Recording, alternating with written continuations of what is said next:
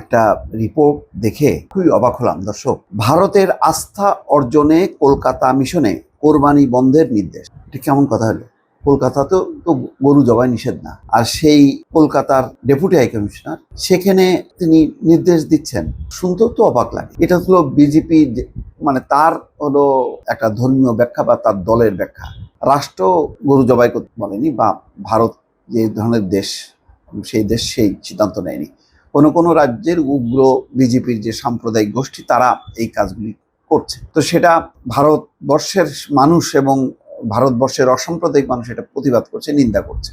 সেখানে শাবাব বিন আহমেদ তিনি কিভাবে এই কথা বলছেন আমি বুঝতে পারলাম না। কলকাতা মিশনে যোগদানের আগেই কোরবানি বন্ধের জন্য প্রয়োজনীয় ব্যবস্থা নিতে বলেছেন ডেপুটি হাই কমিশনার। কলকাতায় যে বিজেপির আরএসএস এর উগ্র হিন্দু সমর্থকরা, তখন তারা বলবে যে বাংলাদেশ মিশনে যদি গরু জবাই বন্ধ হয় তাহলে কলকাতায় কেন বন্ধ হবে না, পশ্চিমবঙ্গে কেন বন্ধ হবে না। একটা বল তুলে দিল মানে বাংলাদেশের ডেপুটি হাই কমিশনার ওই উগ্র সাম্প্রদায়িক গোষ্ঠীর হাতে। এটা তো ভাবতে খুবই অবাক লাগে।